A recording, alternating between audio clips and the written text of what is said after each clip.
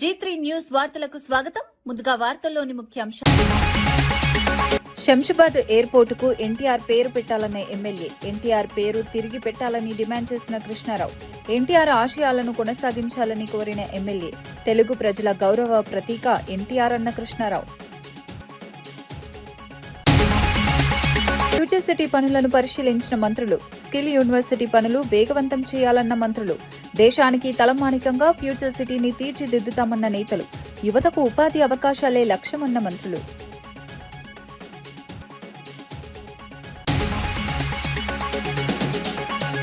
హైదరాబాద్ నుంచి వెళ్లిపోవాలంటూ పవన్ పై MLA fire. ప్రజల స్వరాన్ని అణచొద్దని హెచ్చరించిన మందుల సామెల్. తెలంగాణ భావోద్వేగాలను గౌరవించాలని డిమాండ్ చేసిన ఎమ్మెల్యే. ప్రజాస్వామ్య విలువలు కాపాడాలని కోరిన సామెల్. మహానాడుపై తీవ్ర విమర్శలు చేసిన మాజీ మంత్రి రోజా. హైబ్రిడ్ మహానాడంటూ సెటైర్లు వేసిన రోజా. మహానాడులో జగన్ పేరే ఎక్కువగా వినిపించిందన్న రోజా. ప్రజలకు స్పష్టమైన సందేశం ఇవ్వలేకపోయారన్న రోజా.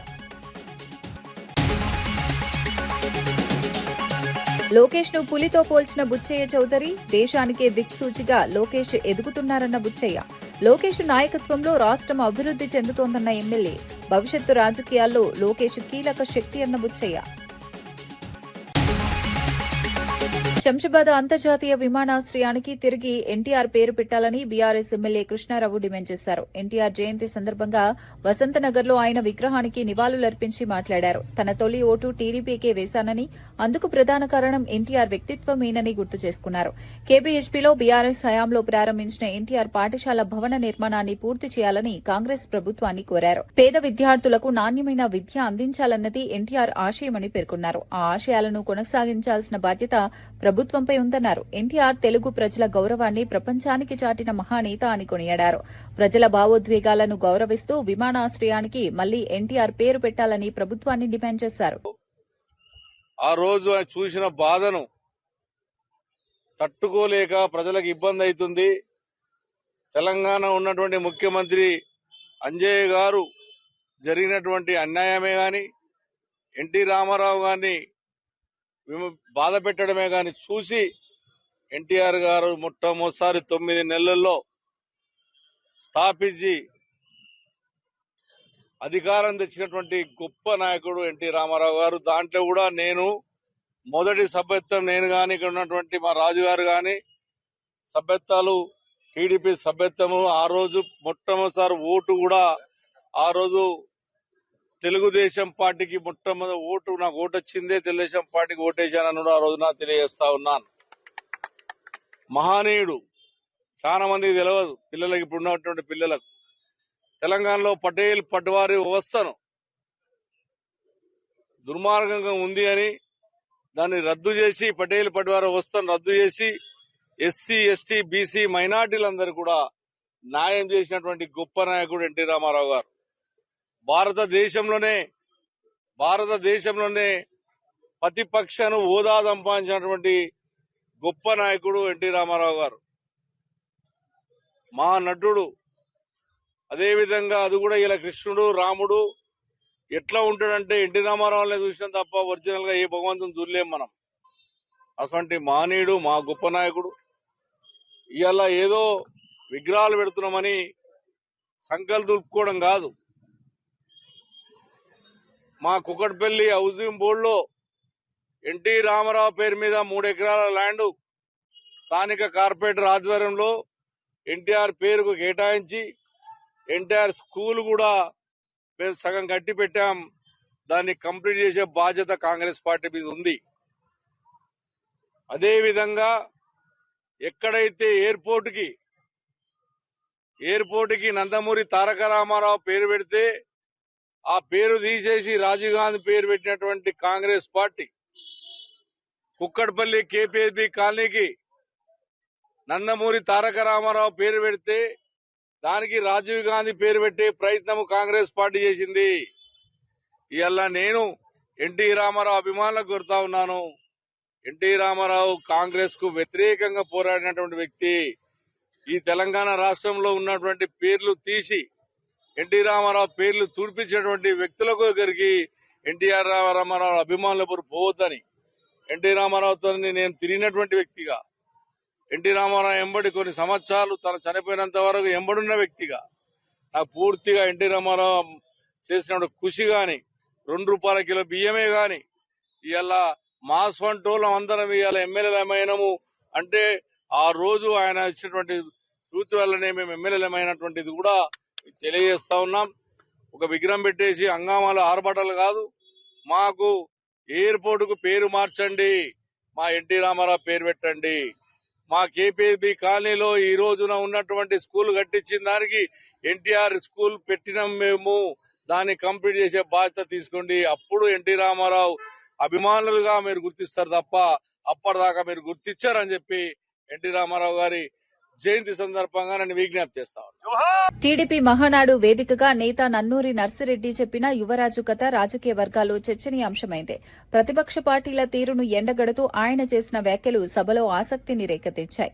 యువరాజు కథ ద్వారా రాష్ట రాజకీయాల పరిస్థితులను పోల్చి వివరిస్తూ భవిష్యత్తులో తెలుగుదేశం పార్టీ తీసుకోబోయే రాజకీయ నిర్ణయాలపై సంకేతాలిచ్చారు. ప్రజలను మభ్యపెట్టి అధికారంలోకి రావాలని చూసే పార్టీలకు ప్రజలే గుణపాఠం చెప్తారని అన్నారు. టీడీపీ ఎప్పుడూ ప్రజల సంక్షేమం కోసం పనిచేస్తుందని పేర్కొన్నారు.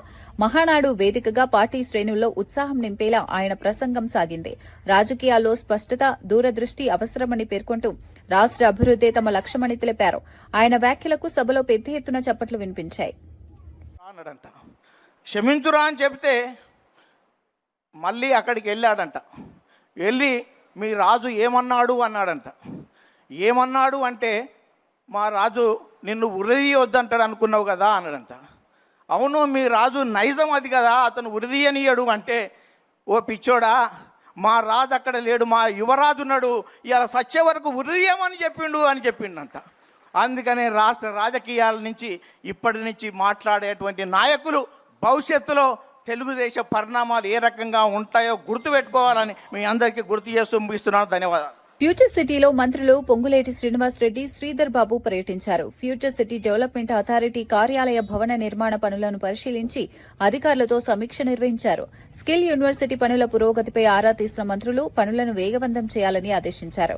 ఫ్యూచర్ సిటీ దేశానికి తలమానికంగా నిలిచేలా అభివృద్ది చేస్తున్నామని పేర్కొన్నారు. యువతకు ఉపాధి, నైపుణ్యాభివృద్ది అవకాశాలు కల్పించడమే లక్ష్యమన్నారు. ఆధునిక సదుపాయాలతో కూడిన సమగ్ర నగరంగా ఫ్యూచర్ సిటీ రూపుదిద్దుకుంటోందని పేర్కొన్నారు. పెట్టుబడులను ఆకర్షించేలా ప్రణాళికాబద్దంగా అభివృద్ది కార్యక్రమాలు చేపడుతున్నామని వెల్లడించారు. పర్యావరణ హిత పరిశ్రమలు, ఆధునిక మౌలిక వసతులు ఈ ప్రాజెక్టుకు ప్రత్యేక ఆకర్షణగా నిలుస్తాయని మంత్రులు తెలిపారు. ప్రతిష్టాత్మకంగా తీసుకున్న ఈ ఫ్యూచర్ సిటీ డెవలప్మెంట్కు సంబంధించి రేపు రాబోయే కాలంలో ప్రపంచవ్యాప్తంగా ఒక గ్లోబల్ సిటీని చేయాలనే ఆలోచన పరంగా ఇక్కడ తీసుకుంటా ఉన్న ప్రతి నిర్ణయం, ప్రతి కార్యాచరణ గ్లోబల్ స్టాండర్డ్స్గా ఉండాలని ఒక అభిప్రాయంతో ముందుకెళ్తా ఉన్నాం. ఆ క్రమంలోనే రాబోయే కాలంలో కూడా మేము ఈరోజు పునాదులు వేస్తూ ఉన్నాం. పునాదులపై బిల్డింగ్స్లు కూడా కడతాం. మా హయాంలోనే సిటీని నిర్మాణం కూడా చేస్తాం.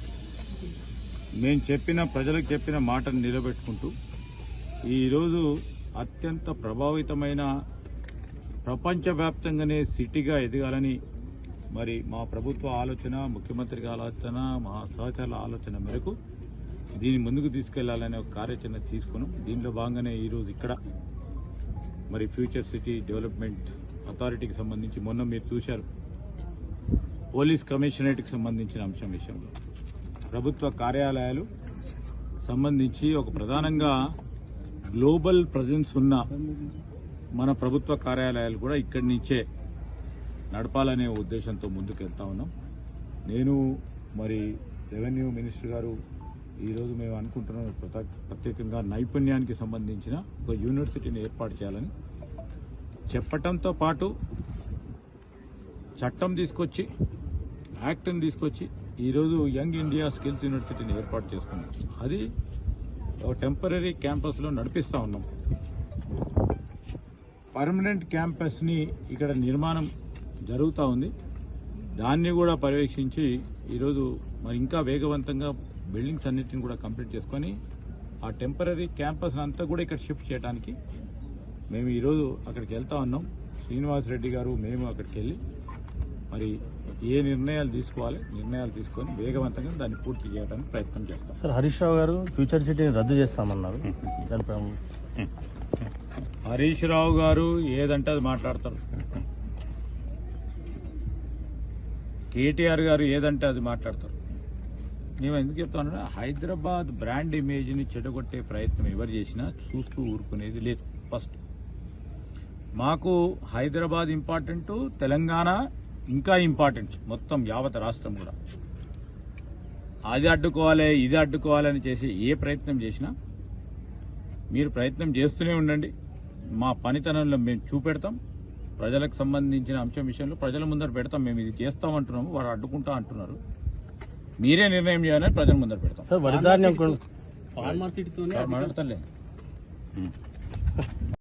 సహచార మంత్రి వర్యులు అనుభవజ్ఞులు శ్రీధరబాబు గారు, నేను, అదే రకంగా శశాంక్ గారు, ప్రతిష్టాత్మకంగా గౌరవ ముఖ్యమంత్రి రేవంత్ రెడ్డి గారి నాయకత్వం. పవన్ కళ్యాణ్ పై కాంగ్రెస్ ఎమ్మెల్యే మందుల సామెల్ తీవ్ర వ్యాఖ్యలు చేశారు. హైదరాబాద్ లో మేధావులు, సామాజిక ఉద్యమకారులపై అణచివేత పాలన కొనసాగుతోందని ఆరోపించారు. అమరావతికి వెళ్లిపోవాలని వ్యాఖ్యానించారు. తెలంగాణ ప్రజల భావోద్వేగాలను గౌరవించకుండా వ్యవహరిస్తే సహించబోమన్నారు. సామాజిక ఉద్యమాలను అణగదొక్కడానికి ప్రయత్నిస్తే ప్రజలే తగిన సమాధానం చెప్తారని హెచ్చరించారు. హైదరాబాద్ లో ప్రజాస్వామ్య విలువలను కాపాడాల్సిన అవసరముందన్నారు. అధికారాన్ని అడ్డుపెట్టుకుని ప్రజల స్వరాన్ని మూయించే ప్రయత్నాలు చేస్తే నిరసనలు మరింత పెరుగుతాయని పేర్కొన్నారు. తెలంగాణలో ప్రజల హక్కుల కోసం తాము పోరాడుతూనే ఉంటామని స్పష్టం చేశారు. ఆయన వ్యాఖ్యలు రాజకీయ వర్గాల్లో చర్చనీయాంశమయ్యాయి. ఆంధ్ర పోలీసులు వచ్చి పట్టుకపోతారు, తొక్కుడు తొక్కుతారు. ఆంధ్ర ఇంకెక్కడ ఆంధ్ర ఎక్కడిదెక్కడ ఎప్పుడు గల్లబడి గుంజుతని వెళ్ళిపోయి ఇంకెక్కడ ఈడ వచ్చి చంద్రబాబు నాయుడు తవరం పెట్టి, పవన్ కళ్యాణ్ తవరం పెట్టి అక్కడ మీ అమరావతిలో పోయి ఏడవండి. హైదరాబాద్ లో జూబిలీస్ నీ అయ్యే జాగిరున్నారు. ఇంకా సిగ్గు శరముటి వెళ్ళిపోవాలి. ఇక్కడున్న మేధావుల మీద, ఇక్కడున్న సామాజిక ఉద్యోగాల మీద మీరు చేస్తున్న అరాచక పాలన ఇది నడవదని కూడా హెచ్చరిస్తా ఉన్నాం. మీ తెలంగాణ, మీ ఆంధ్రన ఒక్క తెలంగాణ కూడా వస్తలేడు. కానీ వరుస వచ్చిర్రు, బతకనికి వచ్చినాడు బతకనట్టు ఉండాలి. కానీ మా మీద పెత్తనం చేస్తే ఊరుకునేలేదు. అందుకోసమే 60 సంవత్సరాల ఆంధ్ర వరుస పాలనకి నలిపోయిన తెలంగాణ ప్రజానికం మా తెలంగాణ మాకు కావాలని శంకరరావు పూంచి ఇవాళ సోనియా గాంధీ తెలంగాణ ఇస్తే మీరు వచ్చి హైదరాబాద్ అడ్డబెట్టి హైదరాబాద్ రాగం చేయాలని ప్రయత్నం చేస్తారా? కానీ మీ ఆటలు నడవ బిడ్డ చంద్రబాబు నువ్వు తెలంగాణతో పెట్టుకుంటే తిరలైపోయినావు. ఆ ఏడుపేందో అమరావతిలో ఏడుపు, లేకపోతే అక్కడ కంకిపాడు కొంకిపాడు ఏడు. కానీ మా దగ్గర ఈ ఆటలు నడవాయి. మా దగ్గర ఉన్న మేధావులను కానీ, మా దగ్గర ఉన్న సామాజిక ఉద్యోగాలను కానీ మీరు అణచివేసే ప్రయత్నం చేస్తే తెలంగాణ ప్రజానికం మళ్ళీ ఒక తిరుగుబాటు వెళ్తుందని కూడా ఇస్తున్నారు. హెచ్చరిస్తా ఉన్నా. Thank you. టీడీపీ మహానాడుపై మాజీ మంత్రి రోజా తీవ్ర విమర్శలు చేశారు. ఇది హైబ్రిడ్ మహానాడు, అటర్ ఫ్లాపు మహానాడని వ్యాఖ్యానించారు. ఒకవైపు రాజకీయ ప్రసంగాలు, మరోవైపు రికార్డింగ్ డాన్సులు నిర్వహించారని ఎద్దేవా చేశారు. మహానాడులో సీఎం చంద్రబాబు, మంత్రి లోకేష్ పేర్ల కంటే వైసీపీ అధినేత జగన్ పేరే ఎక్కువగా వినిపించిందన్నారు. ప్రజలను ఆకట్టుకునేలా కార్యక్రమాలు నిర్వహించలేకపోయారని విమర్శించారు. టీడీపీ నాయకులు అభివృద్ది అంశాల కంటే ప్రతిపక్షాలపైనే ఎక్కువ దృష్టి పెట్టారని ఆరోపించారు. మహానాడు ద్వారా ప్రజలకు స్పష్టమైన సందేశం ఇవ్వడంలో టీడీపీ విఫలమైందన్నారు. గొడ్డలి పార్టీ అంటే ఈ ప్రభుత్వానికి సమాధానం చెప్పడానికి సమాధానం లేదు. డైవర్షన్ పాలిటిక్స్ తో ఎప్పుడు చూసినా తల్లి చెల్లి గొడ్డలి అంటూ మాట్లాడుతున్నారు. ఈరోజు నేను సూటిగా తెలుగుదేశం పార్టీ హోంమంత్రి అనిత గారిని, వాళ్ళ మంత్రుల్ని అడుగుతున్నాను. అమ్మా, మీ చంద్రబాబు నాయుడు తన ఆస్తుల్లో తల్లి చెల్లికి ఎంత ఇచ్చారో ఒకసారి చెప్తావమ్మా? హెరిటేజ్ ఆస్తుల్లో తల్లి చెల్లికి ఎంత ఇచ్చారో ఒకసారి చెప్తారమ్మా? ఈ రోజు లెక్కలు చెప్పడానికి మీ నాయకుడి దగ్గర, ఆయన కొడుకు దగ్గర సమాధానం లేదు. ఎందుకంటే ఈ రోజు వాటికి వాళ్ళ తల్లి ఎలా ఉంటుందో ప్రపంచానికి తెలియదు, వాళ్ళ చెల్లెళ్ళు అక్కలు ఎలా ఉంటారో ప్రపంచానికి తెలియదు. వాళ్ళందరినీ ఎక్కడో అట్టడుగున పడేసి తాను మాత్రం మోసాలతో, వెన్నుపోట్లతో ఈరోజు ముఖ్యమంత్రి స్థాయికి ఎదిగి ఈరోజు తాను, తన పెళ్ళాం, తన కొడుకు, తన కోడలు, మనవడు తప్ప ఈ ప్రపంచంలో ఎవరికి ఏ సహాయం చేయని చంద్రబాబు నాయుడు మాట్లాడుతుంటే మీరు తానా అంటే తందానని మాట్లాడుతున్నారే. సో చంద్రబాబు నాయుడు తల్లితో ఉన్న ఫోటో గాని, లేదా అక్క చెల్లెలతో ప్రతి సంవత్సరం ప్రేమగా ఆడబిడ్డల్ని ఇంటికి పిలిచి పసుపు కుంకుమ ఇచ్చి చీర పెట్టి భోజనం పెట్టాలి కదా ప్రతి అన్నదమ్ముడు పెట్టేది. మరి ఎన్నిసార్లు పెట్టాడో ఆ ఫోటోలు ఒకసారి బయట పెడితే ఈయన తల్లి చెల్లికి ఎంత ప్రేమ ఇచ్చాడు, ఎంత గౌరవం ఇచ్చారు, ఎంత ఆస్తులు ఇచ్చారు, ఎంత విలువలతో ముందుకెళ్లాడు అనేది మేము కూడా చూస్తాం. ఈ రోజు మీరు చూస్తే ఈ దేశంలోనే జగనన్న ఇచ్చినంత ఆస్తి తన చెల్లికి ఏ రాజకీయ నాయకుడు కూడా ఎవ్వరు కూడా ఇచ్చిన దాఖలాలు లేవు. వివేకానంద రెడ్డి గారి హత్య గొడ్డలితో జరిగింది అన్నారు కదా, అది ఎవరు అధికారంలో ఉన్నప్పుడు జరిగింది? చంద్రబాబు నాయుడు గారు అధికారంలో ఉన్నప్పుడు జరిగింది. మరి ఆ రోజు మా అక్కలు ఇద్దరు మాట్లాడుతున్నారు కదా, ఇప్పుడు వివేకానంద రెడ్డి కూతురును ఇంకొక అక్క, వాళ్ళు అప్పుడెందుకు మాట్లాడలేదని నేను అడుగుతున్నా. పవన్ కళ్యాణ్ గారు అప్పుడెందుకు మాట్లాడలేదు అని అడుగుతున్నా. ఈ రోజు వేదిక మీద ఉన్న మాట్లాడిన ఈ గొడ్డలి పార్టీని మాట్లాడిన వాళ్ళు ఆ రోజు ఎందుకు మాట్లాడలేదని అడుగుతున్నా. అధికారంలో మీరున్నారు, పోలీసు వ్యవస్థ మీ చేతిలో ఉంది, ఇంటెలిజెన్స్ మీ చేతిలో ఉంది. మరి తప్పు చేసిన వాళ్ళ మీద ఎఫ్ఐఆర్ ఎందుకు వేయలేదు, ఎందుకు ఎంక్వైరీ చేయలేదు, ఎందుకు వాళ్ళని శిక్షించడానికి ప్రయత్నించలేదు అని నేను అడుగుతున్నాను. ఈ రోజు గొడ్డలితో వివేకానంద రెడ్డి గారిని నేనే చంపానని దస్తగిరి గారు టీవీ ఛానల్లో ఎలా మాట్లాడాడో రాష్ట్ర ప్రజలందరూ చూశారు. ఆ దస్తగిరికి కొమ్ము కాస్తోంది ఎవరు? తెలుగుదేశం పార్టీ నాయకులు. మీరు మీ పచ్చ ఛానళ్లలో మీ డిబేట్లలో ఆయన కూర్చోబెట్టుకొని ఒక హంతకుడితో మీరు ఎలా మాట్లాడిస్తున్నారో అందరూ చూస్తున్నారు. ఎందుకు మీరు మీరు అని నేను అంటున్నానంటే, ఈ రోజు దస్తగిరికి గాని మీకు గాని కేసుల్లో వాదాడడానికి వచ్చే వాళ్ళు ఎవరండి? లాయర్ సిద్ధార్థ లూథ్రా గారు.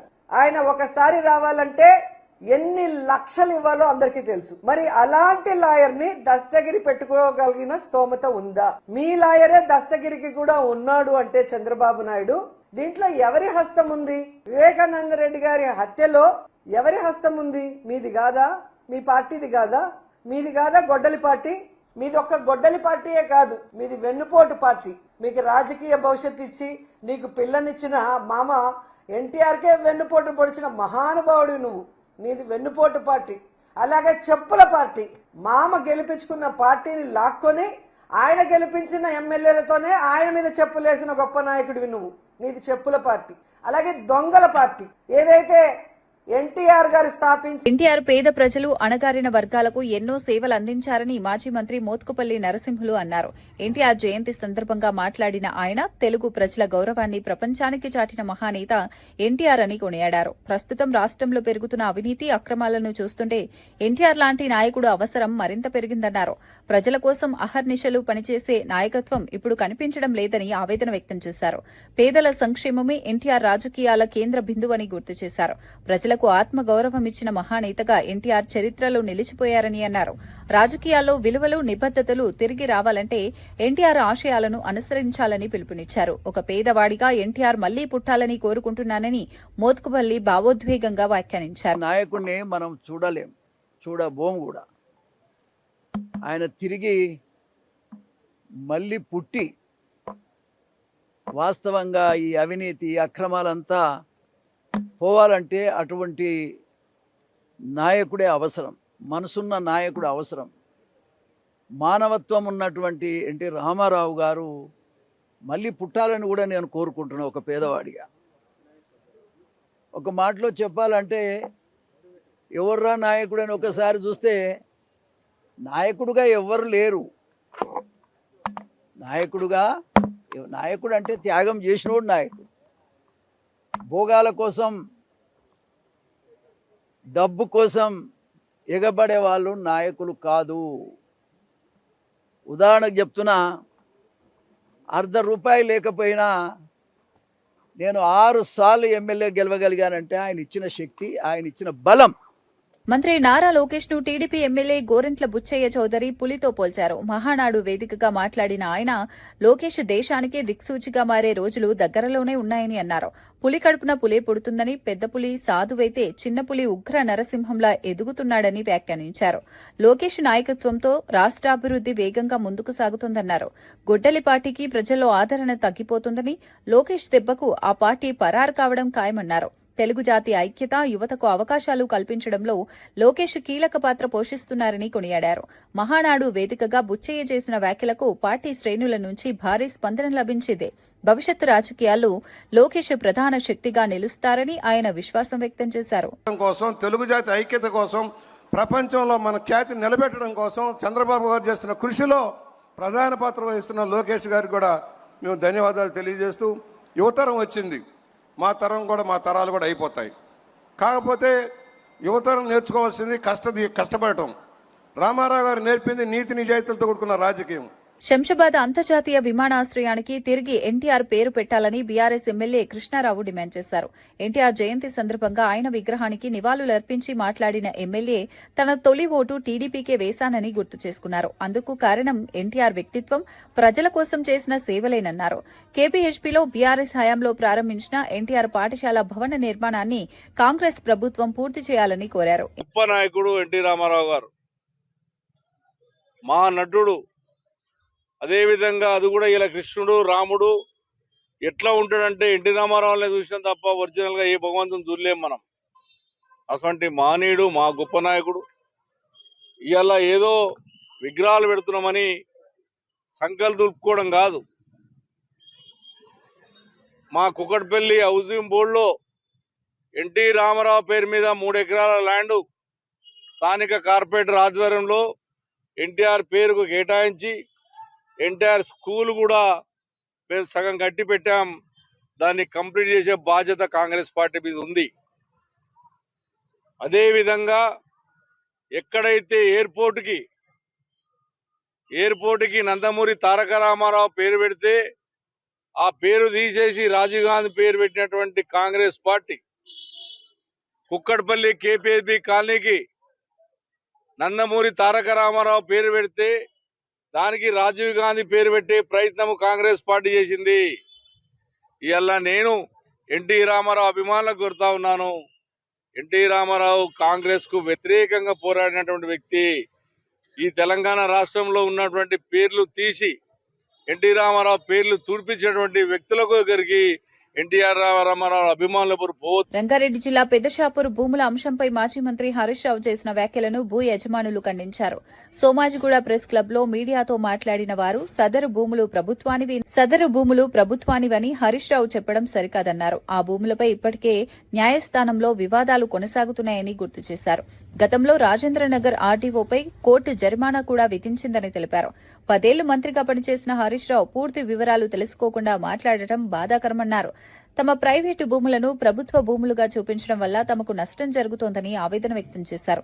ఈ అంశంపై న్యాయవాదులను సంప్రదించి త్వరలోనే న్యాయస్థానాన్ని ఆశ్రయిస్తామని స్పష్టం చేశారు.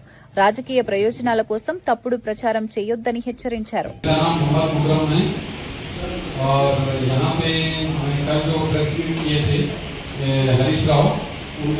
प्रेस मीट किए थे कल येस्टरडे कि गवर्नमेंट लैंड है बोलकर पहले उन्हें वेरिफिकेशन करिए सही तरीके से. आप 94 एकड़ अलग land survey number 172 183 Rafiuddin is a पट्टेदार एज पर खासरा से साला कलेक्टर भी आज प्रेस में उसमें पेपर में दिए सो है. आप पहले सही तरीके से वेरीफाई करिए, उसके बाद आप कोई भी प्रेस मीट करिए. आप ये आरडीओ के साथ रेवेन्यू अथॉरिटी के साथ कोल्यूड होके गलत हमारे साथ क्या बोलते थे ऐसे चीजें मत करिए. आपके डिमांड्स हम पूरे नहीं कर सकते. जो भी आपके आदमी से आप जो मैसेजेस दे रहे हैं ये गलत है. और जो आरडीओ जो ऑर्डर पास करे वो आरडीओ ऑर्डर पास करे बोल रहे हैं आप 24 फरवरी को आरडीओ ऑर्डर पास करे तो आरडीओ के ऑर्डर को रिजेक्ट किया गया, उसको सेटिसाइड किया गया, फिर पनिश किया गया उसको और बोला गया कि ये प्राइवेट लैंड है. नए आरडीओ को अपॉइंट किया गया, उसके अंदर ऑर्डर को क्या बोलते थे फिर से हम आपको 65 करके पासबुक इशू करो बोले. 94 एकड़ स्टिल पेंडिंग पेंडिंग है और उसमें तहसीलदार को पावर्स है एज पर भू भारती ऑर्डर पास करने के. अभी उसमें फाइनल अथॉरिटी आरडीओ है. अब उन्होंने आपसे परमिशन लेना चाह रहे हैं. आप जो भी है मैं रेवंत रेड्डी सर से रिक्वेस्ट कर रहा हूं कि आप हमारे साथ जस्टिस करिए और इसके अंदर हमें इंसाफ दिलाइए. जो पेंडिंग है आरडीओ 94 एकड़ इसमें हम आपको जल्द से जल्द आप लोग क्या बोलते सो जो भी आपका लीगल ओपिनियन लेकर हम आपको हमारे पासबुक इशू करिए. क्योंकि इसमें आप लोग ही डिवीजन बेंच 9 जनवरी 2025 को CS7 क्लोज किए थे. इसके अंदर आइटम नंबर 4 प्रॉपर्टी आप लोग खुद गवर्नमेंट हिमसेल्फ ये property there is no dispute बोली वो हिसाब से तहसीलदार का ऑर्डर पास करे. उन्होंने सिर्फ एज पर भू भारती ऑर्डर पास करे. हम थैंक्स कहना चाह रहे हैं तहसीलदार को कि उन्होंने हमारे को जो CS7 की फाइनल डिग्री को इंप्लीमेंट करे. उसके लिए हम बहुत बहुत शुक्रिया बोलना चाह रहे हैं. और बहुत ऐसे अच्छे जो इंसानियत वाले लोगों को आप लोग गलत एलिगेशन लगा के गलत चीजें करके जो छोटे लोगों को ऐसा मत परेशान करिए. ये रिक्वेस्ट है मेरी आप लोगों से. और आपके डिमांड्स हम हर चीज में फुलफिल नहीं करेंगे। కోనసీమ జిల్లా అమలాపురంలో ఇంటర్ బాలికకు ప్రైవేటు ఆసుపత్రిలో అబార్షన్ చేయించిన ఘటన కలకలం రేపుతోంది. సెలవు పెట్టి మరీ ప్రభుత్వ వైద్యురాలు అబార్షన్ నిర్వహించినట్లు ఆరోపణలు వెల్లువెత్తుతున్నాయి. బాలికను గర్భవతిని చేసిన యువకుడు అనంతరం అబార్షన్ చేయించినట్లు సమాచారం. ఈ విషయం బాలిక కుటుంబ సభ్యులకు తెలియజేయకుండా ఆసుపత్రి యాజమాన్యం వ్యవహరించిందని ఆరోపిస్తున్నారు. ఓపీ రిజిస్టర్ కానీ మరి ఇవేమీ కూడా సక్రమంగా లేవు. కొన్ని మందులు కూడా అమ్మడం జరుగుతుంది. దానికి తగ్గ మెడికల్ స్టాక్ రిజిస్టర్ కూడా ఏమీ లేదు. తర్వాత వెంటనే నేను ఆ అమ్మాయి దగ్గరికి వెళ్ళి, అమ్మా ఏంటి నీకు ఇబ్బంది అని అడిగితే, మరి ఆ ఇబ్బంది ఆవిడ చెప్పడం, నాకు విపరీతంగా నొప్పి వస్తుందండి కడుపులో, నేను అబార్షన్ చేయించుకోవడం కోసమని ఇక్కడికి వచ్చాను, నాకు రాత్రి 2 టాబ్లెట్స్ ఇచ్చారు నొప్పులు రావటానికి అని చెప్పి, దాని ద్వారాగా అబార్షన్ అయిపోతుందని చెప్పని డాక్టర్ గారు నాకు చెప్పడం జరిగింది అని చెప్పారు. అయితే ఇక్కడ డాక్టర్ గారు లేరు. ఆ అమ్మాయి చాలా నొప్పులతో ఇబ్బంది పడుతుంది, బాధపడుతుంది. నర్సింగ్ స్టాఫ్ కూడా సరిగ్గా లేరు, ఎవరో ఒకరు ఉన్నారు.